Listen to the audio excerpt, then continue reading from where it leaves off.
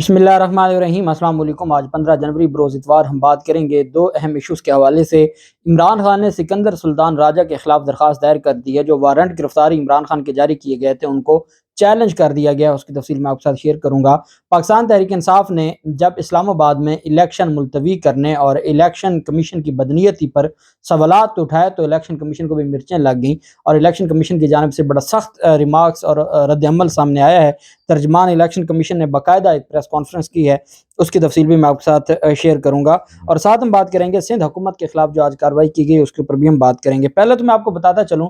कि मुल्क में एक बार दोबारा पेट्रोल बहरान शिद्दत अख्तियार करता जा रहा है और पेट्रोल बहरान का जो खदशा है ऑयल कंपनीज़ ने हुकूमत को आगाह कर दिया है। अब मुल्क में जो ऑयल कंपनीज एडवाइजरी कौंसिल है, मुल्क में तेल के बहरान की घंटी बजा दी है और ओ सी ए सी ने मामले से मुतल्लिक और मामले की हसासियत पर हुकूमत को आगाह कर दिया है।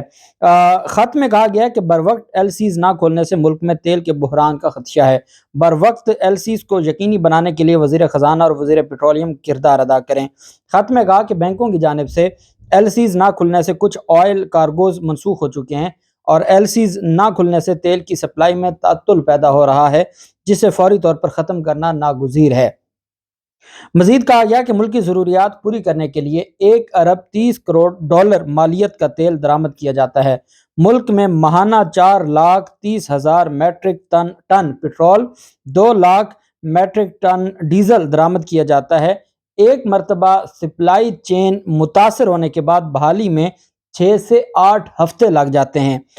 ओगरा ने पेट्रोल की किल्लत की खबरों के हवाले से जो रद्द अमल दिया है, ओगरा ने मुल्क में पेट्रोलियम मसनूआत की किल्लत होने की खबरों को बेबुनियाद करार दे दिया है। ये ऐसे ही बेबुनियाद करार दिया है जैसे इसहाक डार कहते हैं कि जी कोई मुल्क में ऐसे मामलात नहीं हैं, कोई डिफ़ॉल्ट की तरफ नहीं जा रहा, कोई इकनॉमिक मसाइल नहीं हैं, कोई डॉलर की किल्लत नहीं है। जैसे वो झूठ बोलता है ओगरा की जानिब से भी अब उनको कंपनीज कह रही हैं। अब कंपनीज को कोई दुश्मनी तो नहीं है, वो तो पहले ही आगाह कह रहे हैं कि मुल्क में जो अगर आपने एलओसीज ना खोली तो उससे ये मामलात बनेंगे। वो सिर्फ आगाह कह रहे हैं और उस पर इनकी जानिब से कहा जा रहा है कि नहीं, ये बिल्कुल गलत कहा जा रहा है। और इन सारी चीज़ों में एलसीज अगर उन्होंने कहा कि हमने ना भी खोली तो उसके बावजूद तेल के बहरान का कोई खदशा नहीं है। तर्जमान ओगरा ने कहा कि मुल्क में पेट्रोल और डीजल की वाफिर स्टॉक मौजूद है। ओगरा मुल्क में पेट्रोल और डीजल की शार्टेज की खबरों की सख्ती से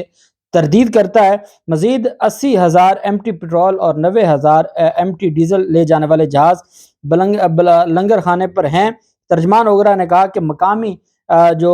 रिफाइनरीज भी काम कर रही हैं और पेट्रोलियम मसनूआत की तलब को पूरा करने में अपना किरदार अदा कर रही हैं। इस वजह से ऐसा कोई मामला नहीं है। चूँकि पाकिस्तान इस वक्त ऐसे इम्पोर्टेड हुकूमत के नरगे में आ चुका है कि जिन्होंने हर तरफ से पाकिस्तान को खस्ता हाल कर दिया और पाकिस्तान को कमज़ोर करने की एक साजिश है जो की गई है। और ये सारी चीज़ें जैसा हमने देखा कि माजी में कश्मीर के साथ हमारे मामलात और कश्मीर कॉज को बहुत नुकसान पहुँचाने की कोशिश की गई, फिर इसराइल को तस्लीम करने के हवाले से बहुत ज़्यादा नुकसान पहुँचाने की कोशिश की गई। इमरान खान को इस वजह से गिराना था कि पाकिस्तान को तबाही की तरफ लेके जाना था, कमिटमेंट हो चुकी थी, पैसे पकड़ चुके थे, कमीशंस ले चुके थे और ये मुल्क को नुकसान पहुंचाने के लिए ये रेजीम चेंज ऑपरेशन मुसल्लत किया गया, ये इम्पोर्टेड हुकूमत मुसल्लत की गई जो आज भी हमारे गले पड़ चुकी है और जो कोई भी किसी भी सूरत में जो अवाम को रिलीफ देने के लिए तैयार नहीं है। ये तो अवाम के लिए जिनेवा कॉन्फ्रेंस में जाते हैं तो अवाम के करोड़ों रुपए लगा कर वापस आ जाते हैं। अभी तक वहाँ से मिला कुछ नहीं है, अभी तो वादे हैं लेकिन अवाम के करोड़ों रुपए ये लगा के आ गए हैं। 80 वजीरों की काबीना इन्होंने बनाई हुई है और हर वजीर को अभी जो एक मैं आपके सामने रिपोर्ट पेश करूँगा अगले व्लॉग में कि इन्होंने जितनी अता तारड़ जैसे बंदे को भी वीवीआईपी बुलेट प्रूफ गाड़ी दी हुई है, मरियम औरंगजेब को भी दी हुई है। इससे बढ़ के इस मुल्क का ये और क्या नुकसान करेंगे और इस मुल्क को कितना जो है वो इन्होंने नुकसान पहुंचाना है कि जिन लोगों को जिनकी कोई हैसियत नहीं है, जिनको आवाम तस्लीम ही नहीं करती, जो ना लीडर है ना अपने हल्का है उनके पास,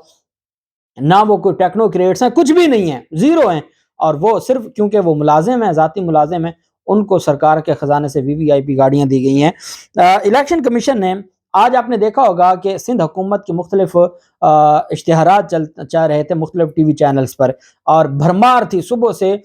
جو لوگ ٹی وی دیکھ رہے تھے، اب تو ویسے بھی کوئی نہیں دیکھتا، بہرحال جو دیکھ رہے تھے ان کی جانب سے یہ شکایت بار بار سوشل میڈیا پہ کی جا رہی تھی کہ یہ کیا طوفان بدتمیزی انہوں نے اٹھایا ہوا ہے، یہ کون سا انقلاب لے آئی ہے سندھ حکومت کے آج سارا دن اشتہارات۔ اب اس پر پھر سوشل میڈیا کے اوپر بہت زیادہ آواز اٹھائی گئی کہ یہ تو رگنگ ہے، یہ تو دھاندلی ہے کہ آج الیکشن ہو رہا ہے کراچی میں اور حیدرآباد میں، اور جتنا انہوں نے وہاں پر طوفان بدتمیزی اٹھایا، جو دھاندلی کی آج تاریخ رقم کر دی ہے، وہاں پر 25 لوگ اسلحہ لے کر ہتھیار لے کر عوام کو وہاں مارتے نظر آتے ہیں، تو یہ صرف اور صرف آج عوام کو گمراہ کرنے کی، اب ان کے اشتہارات سے تو یہ الیکشن جیتنے والے نہیں ہیں، یہ الیکشن جیتنے والے ہیں الیکشن کمیشن اور سندھ حکومت کی ملی بھگت سے،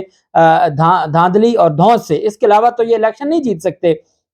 عوام کو ڈرا کے کئی جگہ انہوں نے پولنگ بند کروا دی، کئی جگہ پولنگ کا سامان نہیں پہنچا، کئی جگہ پر گھر سے بیلٹ پیپرز جو رات کو یہ چوری کر کے لے گئے تھے، ٹھپے لگے ہوئے انہوں نے جو ہے وہ پولنگ اسٹیشنز پر رکھوائے ہیں، تو یہ ساری چیزیں قوم دیکھ رہی تھی۔ بہرحال الیکشن کمیشن کی بھی پھر اچانک غیرت جاگی، آدھا دن تو یہ چلنے دیا، جب آدھا دن چل گئے تو اس کے بعد الیکشن کمیشن نے مختلف چینلز پر سندھ حکومت کی جانب سے چلنے والے اشتہارات کا نوٹس لے لیا۔ اشتہارات میں مختلف ترقیاتی اسکیمز کا ذکر کیا گیا۔ آج بلدیاتی انتخابات کی پولنگ کے دن ان اشتہارات کا چلنا ضابطۂ اخلاق کی خلاف ورزی قرار دیا، اور اشتہارات کو آج کے لیے نشر ہونے سے روکا جائے، یہ بھی الیکشن کمیشن کی پیمرا کو ہدایت جاری کی گئی، اور الیکشن کمیشن نے یہ کہا ہے کہ جی جو مختلف ترقیاتی اسکیمز کا جو ذکر کیا گیا ہے ان اشتہارات کو روکا جائے، اور انہوں نے کہا کہ آج بلدیاتی انتخابات کی پولنگ ڈے کے دن اشتہارات کا چلنا ضابطۂ اخلاق کی خلاف ورزی ہے، اشتہارات کو روکا جائے، اور الیکشن کمیشن نے جو سیکٹری بلدیات ہیں ان کو بھی طلب کر رہی ہے ذاتی حیثیت میں کہ کل آپ آئیں، کیوں نہ آپ کے خلاف کارروائی کی جائے۔ جبکہ دوسری جانب سندھ کی حلقہ بندیوں کا اسلام آباد کی حلقہ بندیوں سے کوئی تعلق نہیں ہے۔ الیکشن کمیشن کے ترجمان کی جانب سے انہوں نے کہا ہے کہ مختلف سیاسی جماعتوں کی جانب سے جو غیر ذمہ دارانہ بیانات دیے جا رہے ہیں اس کا نوٹس لے لیا ہے۔ اب پہلے تو ہم سنتے تھے کہ سپریم کورٹ نوٹس لے سکتی ہے، اب الیکشن کمیشن بھی کہہ رہا ہے کہ ہم نے نوٹس لے لیا ہے، اور وہ بھی ترجمان الیکشن کمیشن ہے۔ ترجمان الیکشن کمیشن نے کہا کہ Sindh local government act 2013 section 10 کے تحت لوکل کونسلوں کی تعداد مہیا کرنا صوبائی حکومت کا استحقاق ہے۔ سندھ حکومت نے لوکل کونسلوں کی تعداد الیکشن کمیشن کو فراہم کی، اور انہوں نے کہا کہ الیکشن کمیشن اسی تعداد کے مطابق حلقہ بندیاں کرنے کا پابند تھا۔ الیکشن کمیشن نے قانون کے مطابق شفاف انداز میں حلقہ بندیاں کی۔ سندھ کی حلقہ بندیوں کا اسلام آباد کی حلقہ بندیوں سے کوئی تعلق نہیں ہے۔ انہوں نے کہا کہ ترجمان نے کہا کہ الیکشن کمیشن اسلام آباد کی 101 یوسیز پر 7 سے 10 دن میں بلدیاتی انتخابات کرانے کے لیے تیار ہے، اور یہ کیوں نہیں پھر تیار؟ 31 دسمبر کا جو فیصلہ ہے، چلو آپ نے 31 دسمبر کو نہیں کروایا، آج 15 جنوری ہو گئی ہے، 15 جنوری کو 15 دن ہو گئے ہیں، 31 دسمبر کا فیصلہ تھا، آج تک وہ فیصلہ معطل نہیں ہوا۔ چلیں، اسلام آباد ہائی کورٹ نے آپ کو بڑا ریلیف دے دیا ہے، اور آپ کو فرمائشی ریلیف ہے کہ آپ کے خلاف توہین عدالت کی درخواست سننی نہیں ہے، لیکن آپ بھی تو تھوڑا سا شرم کرتے۔ آپ کہتے ہیں 7 سے 10 دن میں آپ نے الیکشن کروا دینے تھے، 31 کو نہیں کروائے تھے تو آپ 7 جنوری کو کروا سکتے تھے، 10 جنوری کو کروا سکتے تھے، آپ نے تو ابھی تک اس کے اوپر کام ہی نہیں کیا۔ آپ 31 دسمبر کا رونا روتے ہیں، اب تک کیوں نہیں آپ نے الیکشن کروایا؟ اور پھر آپ کہتے ہیں کہ جی ہم نے نوٹس لے لیا ہے، یہ بہت غلط باتیں کی جا رہی ہیں ہمارے خلاف، اور کہتے ہیں جی کہ یہ جو تمام بیانات ہیں الیکشن کمیشن پر لگائے گئے تمام الزامات غلط اور قانون کے منافی ہیں۔ یہ خود عدالت بھی ہیں، ان کا ترجمان جج بنا ہوا ہے، اور اس نے خود ہی جو الزامات لگے ہیں انہوں نے کہا جی یہ سارے غلط الزامات ہیں اور ان کی کوئی حیثیت نہیں ہے اور ہم ان کو مسترد کرتے ہیں۔ حالانکہ 31 دسمبر کا فیصلہ جو 30 دسمبر کو دیا گیا تھا اسلام آباد ہائی کورٹ کے جسٹس ارباب محمد طاہر صاحب کی جانب سے، وہ آج تک انٹیکٹ ہے، وہ آج تک معطل نہیں ہوا۔ اس کے باوجود 15 دن گزر گئے، الیکشن کمیشن نے الیکشن کی تاریخ ہی نہیں مقرر کی، اور انٹر کورٹ اپیل تو تھی کہ چلیں توہین عدالت میں ان کو کوئی بچت ہو جائے، لیکن آپ الیکشن تو کرواتے، جو فیصلہ معطل نہیں ہوا آپ اس کو لے کے بیٹھے ہیں، اور صرف آپ نے وفاقی حکومت کو ریلیف دیا اور وفاقی حکومت نے یہ سارا معاملہ دیکھا۔ دوسری جانب عمران خان نے الیکشن کمیشن کی جانب سے توہین الیکشن کمیشن کیس میں پیش نہ ہونے پر جاری ہونے والے جو وارنٹ گرفتاری ہیں ان کو چیلنج کرنے کے لیے لاہور ہائی کورٹ کے راولپنڈی بینچ سے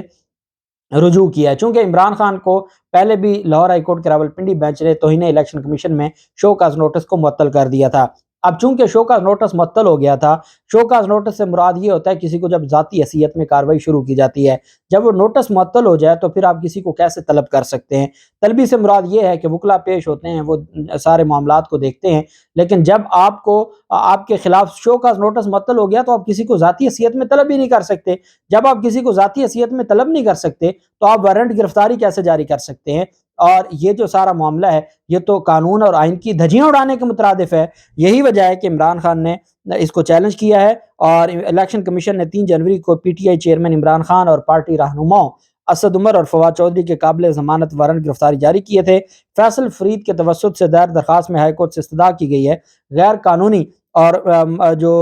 معقول استدلال سے عاری ہونے کی وجہ سے الیکشن کمیشن کے وارنٹ گرفتاری کو کالعدم قرار دیا جائے، کیونکہ وارنٹ گرفتاری قانون اور آئین کی خلاف ورزی کرتے ہوئے جاری کیے گئے۔ الیکشن کمیشن نے عمران خان اور دیگر کے خلاف مبینہ طور پر چیف الیکشن کمشنر اور الیکشن کمیشن کے خلاف غیر مہذب زبان استعمال کرنے پر یہ سارا معاملہ آیا تھا، اور اب درخواست گزار نے جو دونوں نوٹسز کو ریٹ پٹیشنز کے ذریعے ہائی کورٹ میں چیلنج کیا ہے، اور عدالت میں یہ کہا ہے کہ درخواست گزار جان لیوا حملے میں محفوظ رہے لیکن گولی لگنے سے زخمی ہو گیا، ان میں سے ایک گولی کی وجہ سے پنڈلی کے نچلے حصے میں فریکچر ہوا۔ درخواست گزار کو کئی روز تک ہسپتال میں رکھا گیا اور بعد میں انہیں زمان پارک لاہور میں ان کے گھر منتقل کیا گیا۔ عمران خان صحت سنبھلنے کے منتظر ہیں، انہیں سفر کرنے کی اجازت نہیں ہے کیونکہ فریکچر اب تک ٹھیک نہیں ہوا۔ درخواست گزار نے اپنے وکیل کے ذریعے الیکشن کمیشن سے استثناء کی درخواست دائر کی۔ 3 جنوری 2023 کو جب کیس کی سماعت کے لیے مقرر نہیں تھا تو جو درخواست گزار جب درخواست جس دن کیس کی سماعت کے لیے مقرر تھا اس دن درخواست استثناء کی دی، انہوں نے کئی دن محفوظ رکھنے کے بعد وارنٹ گرفتاری جاری کر دیے، اور الیکشن کمیشن نے 17 جنوری کو وارنٹ گرفتاری جاری کرتے ہوئے ذاتی حیثیت میں طلب کیا ہے، لیکن قانون کو مکمل نظر انداز کرتے ہوئے الیکشن کمیشن نے یہ معاملہ 10 جنوری کو اٹھایا، اور 3 جنوری کو الیکشن کمیشن کے سامنے پیش نہ ہونے پر ان کی گرفتاری کے قابل ضمانت وارنٹ گرفتاری جاری کر دی ہے۔ 3 جنوری کو کیس کی سماعت تھی، 3 جنوری کو استثناء کی درخواست تھی، 7 دن تک الیکشن کمیشن فیصلہ محفوظ کر کے بیٹھا رہا۔ 10 جنوری کو کہا کہ آپ کے وارنٹ گرفتاری جاری کیے جاتے ہیں، اور 10 جنوری کو کہا کہ آپ نے 17 جنوری کو پیش ہونا ہے۔ درخواست میں کہا گیا کہ یہ کارروائی انتہائی غیر ضروری، غیر قانونی، بلا جواز اور انصاف کے اصولوں کے منافی ہے، اس وجہ سے کالعدم قرار دی جائے۔ Lahore high court Rawalpindi bench کیونکہ اس میں بھی لارجر بینچ بن چکا تھا جو اس کیس کو سن رہا تھا، جس کے انٹرم آرڈر کے عمران خان کو جو دیا گیا ریلیف تھا اس کے خلاف یہ وہاں تک گئے ہیں